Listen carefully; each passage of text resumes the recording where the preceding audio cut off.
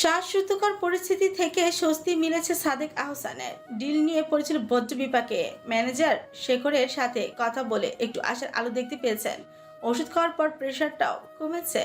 তারই মাঝে খবর পেয়েছেন তার একমাত্র কন্যা দেশে মাটিতে পা রেখেছে। সকল চিন্তা ক্লান্তি দূরে ঠেলে ছুটে এসেছে বাসায়। সারার দরজার পাশে দাঁড়িয়ে উসকুস করছেন। দুটো মনে ভুগছে বারংবার। দরজার ভেতর থেকে লক করা কিনা সেটা বুঝতে পারছে না। মেয়ে তার বড় হয়েছে, হুটহাট ঘরে ঢুকে যাওয়াটাও বেমানান।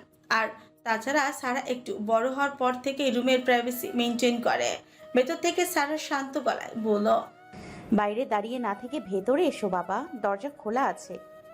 সাদেক আহসান চমকে উঠল। দরজা আটকানো, তাহলে সারা বুঝলো কিভাবে তিনি দরজার পাশে দাঁড়িয়ে আছে? আলতো করে দরজা ধাক্কা দিয়ে রুমে ঢুকলো। সারা হাতের ফোন বিছানায় রেখে উঠে দাঁড়ালো। চুলে ক্লিপ আটকাতে আটকাতে বলল, কি ভাবছো? আমি বুঝলাম কিভাবে তুমি দরজায় দাঁড়িয়ে আছো, তাই তো? সাদেক আহসান বুকার মতো মাথা ঝাঁকিয়ে হ্যাঁ বোঝালো। সারা এগিয়ে এসে আদুরে হাতে বাবাকে জড়িয়ে ধরল। উফ বাবা, তুমি এত বোকা কেন বলো তো? দরজার পাশে এত জোরে জোরে পায়চারি করছিলে যে আমি বুঝে গেলাম তুমি এসেছো। সাদেক আহসান নির্লিপ্ত কঞ্চে বলল, অনেকেও তো আসতে পারতো। হুম, পারো তো, তবে এই মুহূর্তে তুমি ছাড়া এখানে আসার সাহস কেউ দেখাবে না। আমি যেহেতু বারণ করেছি, মা কাউকে এখন আসতে দেবে না। একমাত্র তুমিই মায়ের কথা উপেক্ষা করে এখানে আসতে পারো, সেটা আমি জানি। সাদেক আহসানের কঞ্চে উচ্ছ্বাস সাহারাকে নিজের দিকে ঘুরিয়ে নিয়ে বলল, বেশ করব। আমার মেয়েটা এতদিন পর দেশে এসেছে, আমি একবার দেখা করে আসবো না? এখন নিচে চলো, খাবার খাবে? না প্লিজ বাবা, এখন খাবো না। আমার একদম খেতে ইচ্ছে করছে না। ইচ্ছা না করলেও খেতে হবে, রাতে না খেয়ে থাকতে হয় না। চলো আমার সাথে। শান্তা আহসান গোমরা মুখে পেঁয়াজ কাটছেন। এসব রান্না বান্না তার অসহ্য লাগে। চায়না বেগম পেঁয়াজের খোসা ছাড়িয়ে দিচ্ছে। এক আকাশ সমান বিরক্তি নিয়ে শান্তার দিকে তাকে বিড়বিড় করে বলল, মনে হচ্ছে বাড়িতে অতি মিনিস্টার এসেছেন। এতগুলো রান্নার লোক থাকতেও আমাদেরকে জোর করে কাজে লাগিয়ে দিল এই বুড়ি। উফ, আজ ওই নেলসগুলো এক্সট্রাকশন করিয়েছি, সব নষ্ট হয়ে যাবে। শান্তা আশেপাশে তাকিয়ে দেখে নিল কেউ শুনছে কিনা। তারপর ফিসফিসিয়ে বলল, আস্তে কথা বল ছোট। আমি কি আনন্দে এসেছি রান্নাঘরে? আমার আজকে সিরিয়ালের পর্বটা দেখা মিস হয়ে গেল। বুড়ির কথা না শুনলে ছেলেদের কান ভাঙানো শুরু করবে। তাছাড়া এই বিয়াতক মেয়েটার ভোজন তৈরি করতে আমার রান্নাঘরে আসতে বয়ে গেছে। তা যা বলছো আপা, কেমন বেয়াদব ভাবা যায়। এতদিন পর দেশে আসলো, আমরা বড়রা দাঁড়িয়ে রইলাম। কথা বলা তো দূরের কথা, তাকালো না পর্যন্ত। শাহানারা রান্না মোটামুটি শেষ। অরুণিমার হাতে হাতে সব করে দিয়েছে বিধায় তাড়াতাড়ি রান্না শেষ করতে পেরেছে। আজ সব রান্নাই হয়েছে সারার পছন্দের। আহসান পরিবারের আজ উৎসব লেগে গেছে। তাড়াতাড়ি বাসায় ফিরেছে সবাই। রাতের খাবার টেবিলটা আজ ভরপুর, খাবার সাজানো নানা রকম পদে। অবিকের চেহারায় কেমন উৎফুল্লতা, বোনের প্রতি ভালোবাসার কোনো খাদ নেই। সারার পছন্দ অনুযায়ী সকল খাবার নিজে তুলে তুলে খাইয়ে দিচ্ছে। সারা নাক সিটকে নিল, বিরক্ত গলায় বলল, ভাই আর খেতে পারবো না। অভিক তরকারি বাটি টেবিলে রেখে শান্ত গলায় বলল, না খেয়ে শরীরের অবস্থা কি করেছিস? এখন আর এমন অনিয়ম চলবে না, পেট ভরে খেতে হবে। অরুণিমা অপলক চোখে তাকিয়ে আছে অভিকের দিকে। এই মানুষটা এত শান্ত গলায় কথা বলতে পারে, এত কেয়ার করতে পারে, কই কখনো তো তাকে একটু ভালোবাসে না, খাবার খাইয়ে দেয় নাই, একটু ভালোবেসে কথাও বলে নাই। সব অবহেলা শুধু তার জন্যই কি বরাদ্দ? হ্যাঁ, খাওয়া খাওয়া তোমার বোন খেয়ে সব খাও, আমার তো চোখে পড়ে না। এদিকে ফাঁকা প্লেট নিয়ে বসে আছি, কেউ দেখেও না। কথাগুলো অভিমান স্বরে বলল রাইয়ান। সালে আহসান ধমক দিয়ে ছেলেকে চুপ করে দিলেন। হতাশ কণ্ঠে বলল, বড় বোন এতদিন পর দেশে এসেছে, কোথায় তার খোঁজ খবর নেবে তা না করে উল্টো হিংসে করছো? রাইয়ান চুপ বড় করে বলল, বড় বোন? কে বড় বোন? মাত্র 1 মাসের বড় আমার। আমি সব বড় বোনটোন মানতে পারবো না। সালে আহসান রাইয়ানের দিকে চোখ রাঙিয়ে বলল, বড় বোন না, আপু ডাকবে। আর রিয়ান, তুমিও আপু ডাকবে, মা থাকবে তো? রেহানের খাবার গলায় আটকে গেল, তীব্র কাশি হচ্ছে। চায়না বেগম ছুটে এসে ছেলের সামনে পানির গ্লাস ধরলেন। রেহান এক চুমুকে পুরো গ্লাস ফাঁকা করে জোরে জোরে নিঃশ্বাস নিল ও নিরেট কণ্ঠে বলল, চাচ্চু, সারাহ আমার থেকে গুনে গুনে 6 মাসের ছোট। আমি ওকে কেন আপু ডাকবো? স্যার ছোট্টিপে হাসছে। ব্যবসার তুখুর বুদ্ধিমান লোকটা মাঝে মাঝে বাড়িতে কে ছোট বড় সেটা ভুলে যায়। সালে আহসান কেবলা হাসি দিয়ে বলল, হ্যাঁ তাই তো, তবে রায়হান তো ছোট, রায়হান আপু ডাকবে। রাইয়ান মুখ ফেংচি দিয়ে বলল, পারবো না। সারা মুখের খাবার গিলে ভাবলেছেন ভাবে বলল, বাদ দাও তো চাচ্ছু, আমি তো ওরে ভাই বলে মানি না। আমাকে ও আপু ডাকলেই কি আর না ডাকলেই কি। আর আমি সারাহ আপুকে কি বলে ডাকবো? রাইয়ান আয়াতের মাথায় চুপকা দিয়ে বলল, তুই গাধাই থেকে গেলি। এই বুদ্ধি নিয়ে স্কুল ফার্স্ট হোস কি করে? আমার মাথায় সেটাই ঢোকে না। আয়াত ঠোঁট ফুলিয়ে বলল। বাবা দেখেছো, ভাইয়া আমাকে সবসময় গাদা বলে। সালে আহসান থমকে বলল, খাওয়ার সময় কথা না বলে খাওয়ায় মনোযোগ দাও। বিদেশি মেকআপ আইটেম হাতে নিয়ে খুশিতে চোখ মুখ ভরে উঠেছে চায়নার। সারার দিকে অবিশ্বাসের চোখে তাকে প্রশ্ন করল, এগুলো সত্যি আমার জন্য এনেছিস? আমার তো বিশ্বাসই হচ্ছে না। সারা লাগেজ খুলতে খুলতে বলল, সব তোমার জন্য ছোট মামনি। তুমি সাজুগুজু করতে পছন্দ করো, এই জন্য ভালো কোয়ালিটির সব মেকআপ আইটেম এনেছি। তোমাকে সাজুগুজু করলে অনেক সুন্দর লাগে মামনি, সব সময় সেজেগুজে থাকবে। চায়না বেগম বেজায় খুশি উত্তেজিত কণ্ঠে বলল, অনেক ধন্যবাদ আমাকে এতগুলো সুন্দর উপহার দেওয়ার জন্য। যাই, তোমার চাচুকে দেখিয়ে নিয়ে আসি। সে তো বলে আমাকে সাজলে নাকি গরিলার মতন লাগে। সাহেরা বেগম এত সময় নাক মুখ কুচকে চায়না বেগমের দিকে কথা শুনছিল, এবার মুখ খুললে বলল, আমার ছেলে চোখ থাকলে তো সত্যি কথাটা কইব, হের তো চোখ নাই। তোমারে সাজলে গরিলার মতো লাগে না, একদম জলহস্তির মতো লাগে। পাশে থেকে আয়াত ফিক করে হেসে উঠল। চায়না বেগম চোখ পাকিয়ে তাকাতে দুই আঙ্গুল দিয়ে ঠোঁট চেপে ধরল। সারা একে একে সবার জন্য আনা গিফট বের করে সবার হাতে দিল। একটা প্যাকেট আলাদা করে সরিয়ে রাখলো। রাইয়ান থাবা দিল ওই প্যাকেটে। সারা তৎক্ষণাৎ প্যাকেটে সরিয়ে নিয়ে বলল, রাইয়ান, বাসায় সব ছেলেদের জন্য একই উপহার নিয়ে এসেছি। সবার প্যাকেটে দেখো ঘড়ি আর পারফিউম আছে, এটাই কেউ হাত দিবি না একদম। সারার কাছাকাছি এসে ফিসফিসিয়ে বলল, ওকে হাত দিব না। তাহলে বল, এটাই কার জন্য গিফট আছে? স্পেশাল কেউ? সারা সৌর চোখে তাকিয়েছে রাইয়ানের দিকে, কঠিন স্বরে বলল, সেটা তোর না জানলেও চলবে। আমি এসব নিয়ে কোনো আলোচনা করতে চাচ্ছি না। আমি একটু রেস্ট নিব, তোমরা এখন এসো। সবাই একে একে বের হয়ে গেল। শাহানারা মেয়ের দেওয়া স্বর্ণের বালা হাতে দিয়ে বারবার তাকিয়ে দেখছে। সন্তান তো যে কোনো কিছু উপহার মায়ের কাছে মূল্যবান। সারা শাহানারার কাছে এগিয়ে এসে বলল, তুমি একটু আমার কাছে থাকো মা। বিছানায় মায়ের কোলে মাথা রেখে শুয়ে আছে সারা। শাহানারা বেগম মেয়ের মাথায় হাত বুলিয়ে দিচ্ছে। কতদিন পর মেয়েটাকে এত কাছে পেয়েছে।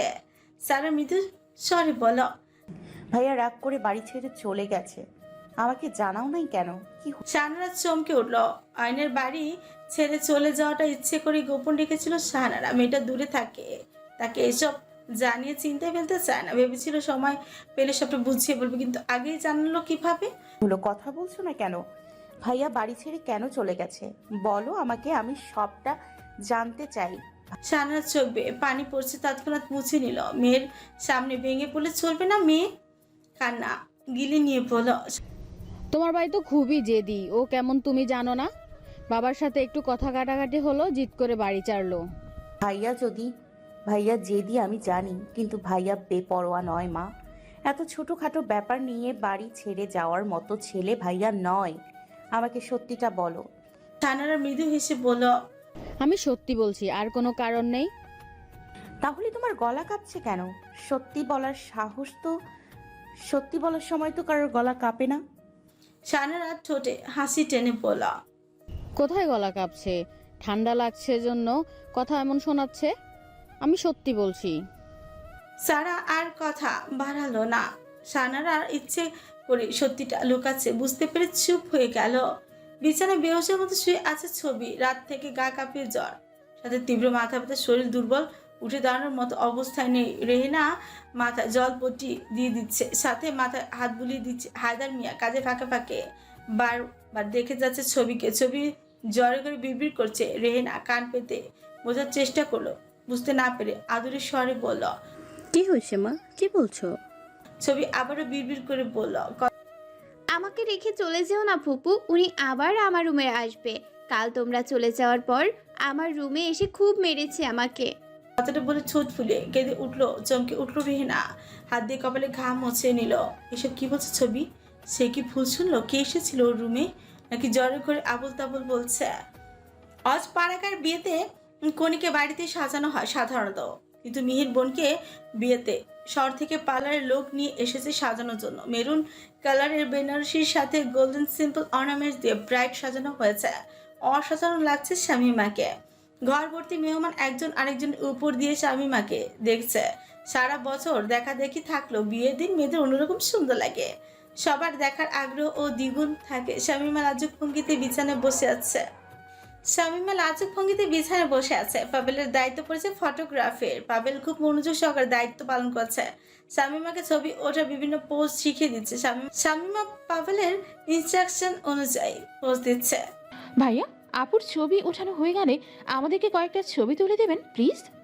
সাইমার নাকাম্য স্বর শুনে ক্যাবলার মতো দাঁড়িয়ে পড়লো পাবেল। দাঁত কিলিয়ে বললা, হ্যাঁ অবশ্যই। সাইমা সহ মোট 15 জন দাঁড়িয়ে আছে ছবি উঠানোর জন্য। তাদের দাবি গ্রুপ পিকচার উঠানো হয়ে গেলে তারা সিঙ্গেল ছবি উঠাবে। এক একজনের এক এক রকম সাজ। অসভ্যের মতো হাসাহাসি করছে ছবি উঠানোর সময়। পাবেল বিরক্ত লাগছে। ছবি তোলার মুড নষ্ট হয়ে গেছে তার। আবার ভদ্রতা আর খাতিরে ছেড়ে চলে যেতেও পারছে না। মেয়েগুলোর মধ্যে একটা মেয়ে অদ্ভুত ভাবে তাকাচ্ছে, মুচকি মুচকি হাসছে, যেন বহু বছরের প্রণয় তাদের মধ্যে। পাবেল ক্যামেরা হাতে নিয়ে বলা, ছবিগুলো কেমন ঝাপসা লাগছে। আমার ক্ষুধা লাগলে প্রচুর হাত কাঁপে, আমি কোনো কাজই করতে পারি না তখন। আমি খেয়ে আসি কেমন। তোমরা বরঞ্চ দাঁড়াও, আমি প্রেমকে পাঠিয়ে দিচ্ছি, ও তোমাদের ছবি তুলে দিবে।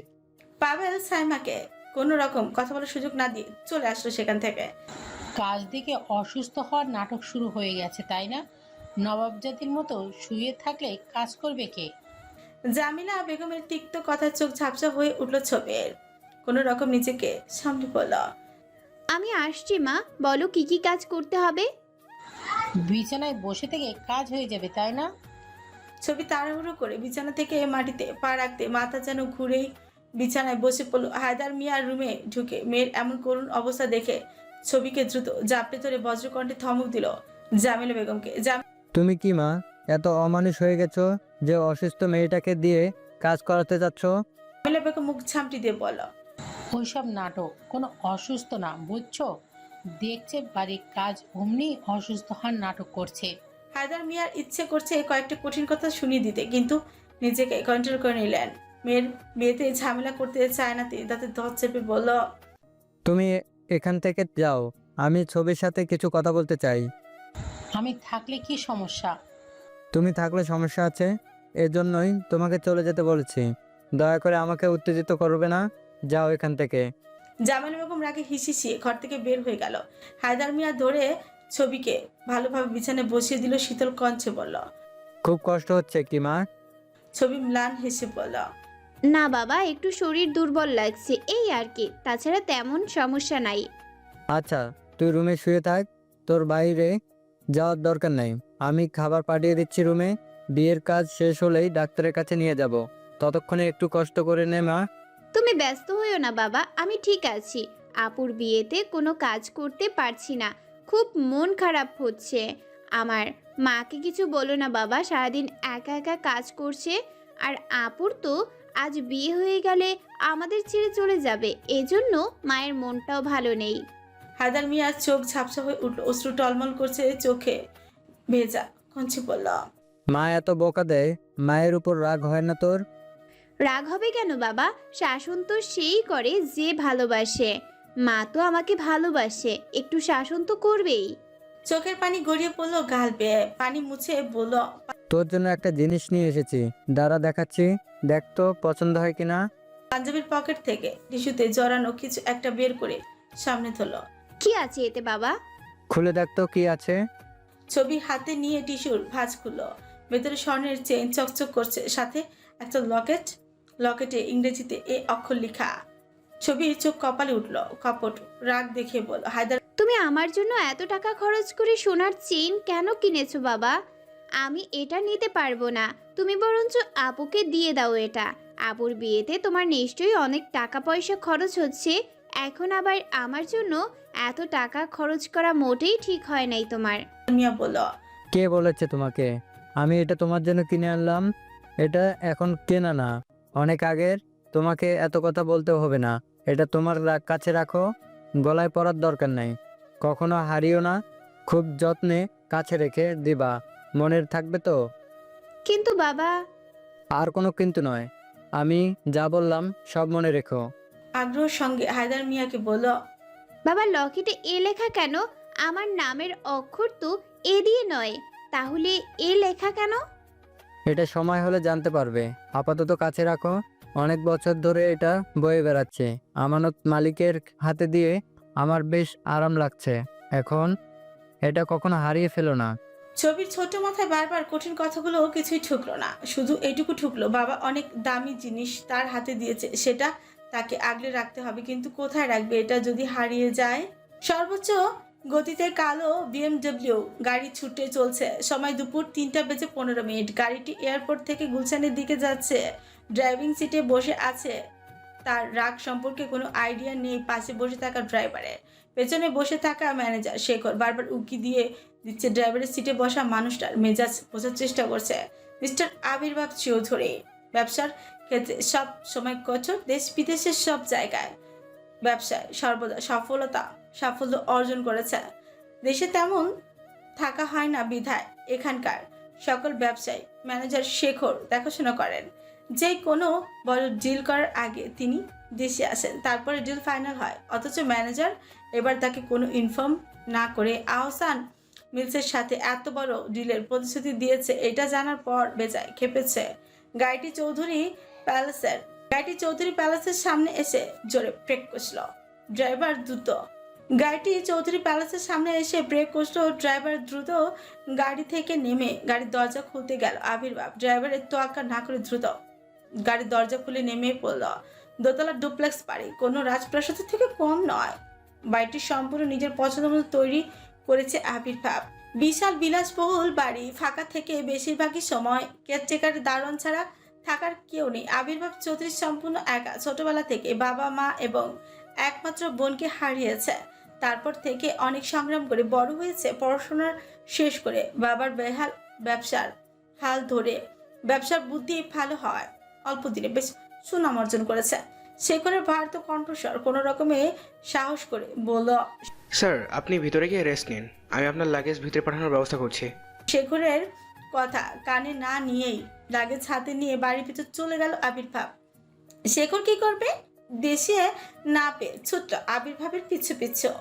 দ্রুত গতির পথ চলা থামলো নিমিষে। কণ্ঠে বিরক্তির ছাপ স্পষ্ট, করা কণ্ঠে ধমকে শুরু পড়ল, কোথায় যাচ্ছ? স্যার আপনি যদি কোনো সমস্যা হয় সেজন্য আপনার সাথে যাচ্ছি। I need to rest.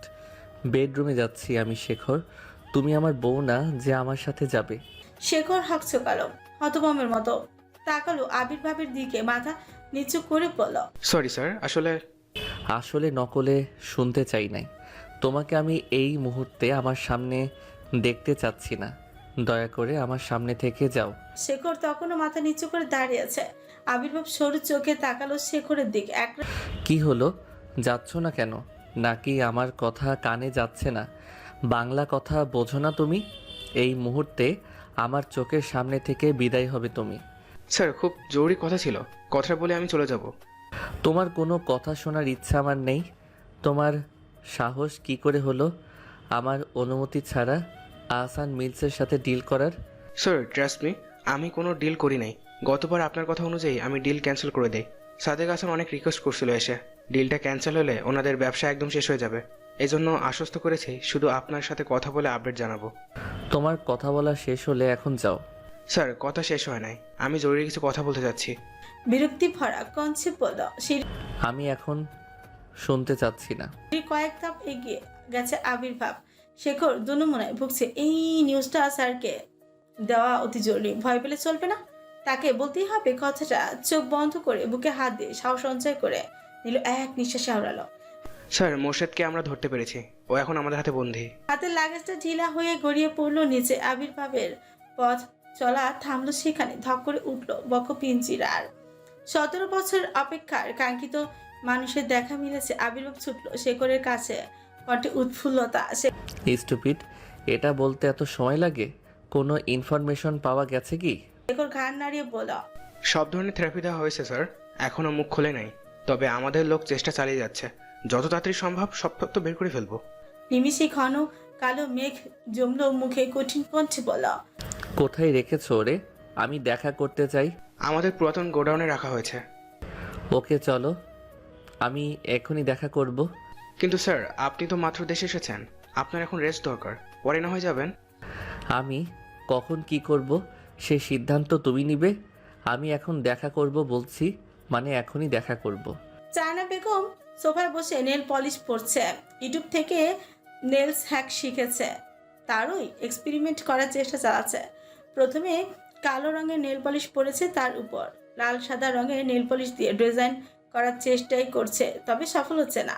সব কিছু ঘেটে গিয়ে নখগুলো একদম বিশ্রী লাগছে দেখতে। অরুণিমা চায়ের পিরিচ চায়না বেগমের সামনে ধরে বলল, ছোট আম্মু, আপনার চা। নেল পলিশ ঘেটে যাওয়ায় বেজায় চোটে আছে চায়না বেগম। অরুণিমার উপর রাগ দেখিয়ে বলেন, দেখছো না কাজ করছি, এসে বিরক্ত করলে জন্য আমার সুন্দর নেলসগুলো কেমন নষ্ট হয়ে গেল। আর তোমাকে কে বলেছে আমার জন্য চা আনতে? সব সময় নিজের মর্জি মতন কাজ করো। অবাক হয়ে তাকিয়ে আছে চায়না বেগমের দিকে। সে তো আসলে মাত্র, তাহলে তার জন্য নখ নষ্ট হলো কিভাবে? আর তাছাড়া একটু আগেও বলল, বৌমা বেশি করে চিনি দিয়ে 1 কাপ চা দিয়ে যাও তো। এজন্যই তো চা নিয়ে এসেছে। এত তাড়াতাড়ি সব ভুলে গেল? কি হলো, দাঁড়িয়ে আছো কেন? ছোট আম্মু, আপনিই তো চা চেয়েছিলেন, এই জন্যই চা নিয়ে আসলাম। চায়না বেগম বিরক্তি ভরা কঞ্চে বলল, বড্ড বেশি কথা বলো তুমি। অরুণিমা হাতে চায়ের কাপ এগিয়ে দিল চায়না বেগমের দিকে। চায়না বেগম চায়ের কাপ হাতে নিয়ে এক চুমুক মুখে দিতে থু থু করে ফেলে দিল। এটা কি এনেছো? চা নাকি শরবত এনেছো? তুমি জানো না আমি চায়ে চিনি খাই না। নেক্সট টাইম এমন হলে চা একদম মুখের উপর ছুঁড়ে ফেলে দেব। নেক্সট আর এমন হবে না ছোট মামুনি। স্ক্রিনে গভীর মনোযোগ রেখে সিঁড়ি বেয়ে নিচে নামছে সারা। সোফায় পায়ের উপর পা রেখে আইসি ভঙ্গিতে বসছিল, কুসুম তুলে কোলের উপর রেখে বলল, নেক্সট আর এমন হবে না ছোট মামুনি। চায়না বেগম সারার দিকে তাকিয়ে বলল, দেখ না, একটা কাজও ঠিক মতন করতে পারে না, যা বলি তার উল্টোটাই করে। বলছি আজ চায়ে একটু চিনি দিও, ও একদম শরবত বানিয়ে এনে দিচ্ছে। তাহলে বলো কেন নিজের চা নিজে বানিয়ে খাবে? ও বাড়ির কাজের লোক না যে তোমাদের হুকুম মতো সব সামনে এনে দেবে।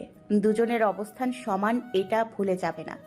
দুজনেই এ বাড়ির বউ, আর তোমাকেও বলি বৌমণি, এত বছর এ বাড়িতে এসেছো, এখনো শিখলে কোথায় কিভাবে চলতে হয়? যে যেভাবে ইচ্ছে হুকুম করবে আর তোমাকে সবার হুকুম মানতে হবে কেন? অরুণিমা যে হাতে দাঁড়িয়ে আছে, চোখে পানি চিকচিক করছে, তবে এ পানি অপমান বা কষ্টের না। প্রতিনিয়ত স্বামী এবং এ বাড়ির মানুষের কাছে অপমানিত হতে হতে এখন সহ্য হয়ে গেছে। এগুলো এখন খুবই ছোটখাটো ব্যাপার তার কাছে। ভীষণ ভালো লাগা কাজ করছে তার। এই বাড়িতে শাশুড়ির পর আজ প্রথম কেউ তার হয়ে কথা বলল, এটি যেন অনেক বড় পাওয়া তার কাছে।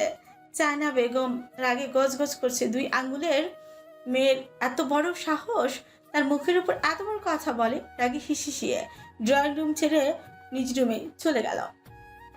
সারার মনোযোগ ফোনের দিকে। অরুণিমা মৃদু স্বরে বলল, তোমার জন্য কি চা অথবা কফি নিয়ে আসবো সারা? তারা শান্ত স্বরে বলল, না, আমি এখন চা কফি কিছুই খাবো না। আর যখন খাবো তখন নিজে বানিয়ে খাবো। চা কফি রামেন এসব নিজে বানিয়ে খেতে পারি আমি। অবশ্য বাকি রান্না কিছু পারি না। তাহলে অন্য কিছু খাবে? আমি বানিয়ে দেব। না কিছু খাবো না। তুমি কি একটা কাজ করতে পারবে বৌমনি? কি কাজ বলো, আমি এক্ষুনি করে দেব। আমার সাথে একটু ছাদে যাবে? ও হ্যাঁ অবশ্যই যাব। দাঁড়াও, আমি কিচেনে ট্রেটা রেখে তোমার ভাইয়াকে কফি দিয়ে এসে তোমার সাথে ছাদে যাচ্ছি। কে যাও, আমি তাহলে ছাদে তোমার জন্য অপেক্ষা করছি। তুমি ভাইয়াকে কফি দিয়ে সোজা ছাদে চলে আসবে। তাদের বেশ সময় ধরে অরুণিমার জন্য অপেক্ষা করছে সারা, অথচ তার পাতা নেই। বিরক্তি ভরা কণ্ঠে বিড়বিড় করে আওড়ালো, নিশ্চয় আবার কেউ কোনো কাজের হুকুম চালিয়েছে। বোকা মেয়েটা তাদের হুকুম অনুযায়ী কাজ করতে ব্যস্ত। ছাদে আসার পর থেকে প্রচুর মন খারাপ হলো সারার। একটা সময় এই ছাদে কত দুষ্টুমি করতো অয়নের সাথে। বয়সের ব্যবধানে থাকলো, ভাই বোনের সম্পর্কটা ছিল বন্ধুসুলভ। ঝগড়া মারামারি লেগেই থাকতো দুজনের মধ্যে। দীর্ঘশ্বাস ফেলে নিচে নামার জন্য পা বাড়লো, চোখ পড়লো অরুণিমার দিকে।